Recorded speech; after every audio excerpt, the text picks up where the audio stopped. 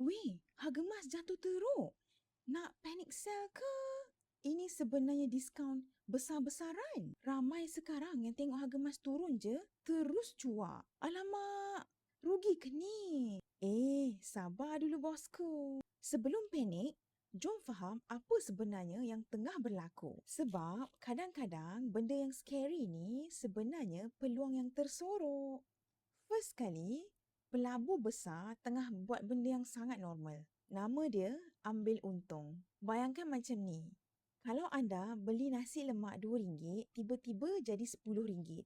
Mestilah ada orang cash out sekejap kan? Sama macam emas. Sebelum ni harga dah naik tinggi sangat.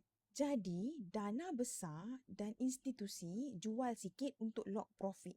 Ini benda biasa dalam market. Nombor dua, bila ekonomi nampak macam makin okey, ramai pelabur yang mula berani pergi ke saham dan aset yang lebih berisiko. Mereka keluarkan duit daripada safe haven macam emas. Macam orang keluar rumah lepas hari dah berhenti hujan.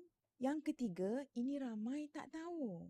Harga emas biasa berlawan arah dengan US dollar. Bila dolar kuat, emas jadi lebih mahal untuk orang luar negara beli. Dan bila permintaan slow, harga emas boleh tekan turun.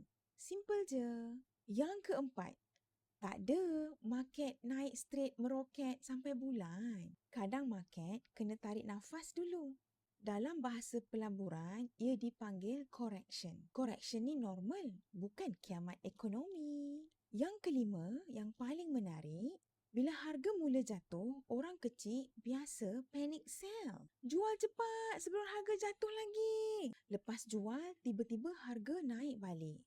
Lepas tu menyesal sorang-sorang dekat bucu katil. Sekarang biasanya akan muncul dua kumpulan manusia. Kumpulan pertama, panik.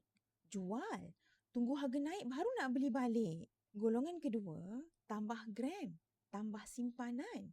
Ambil peluang harga emas tengah rendah. Kalau anda percaya emas ni untuk dana haji, dana persaraan, dana pendidikan anak-anak, simpanan kekayaan lawan inflasi, kenapa takut kalau harga dia tengah murah? Sebab orang biasa nampak harga jatuh itu satu masalah. Tetapi penyimpan emas bila nampak harga emas jatuh, dia nampak ini sale tengah jalan. Persoalan sebenar, anda golongan yang mana?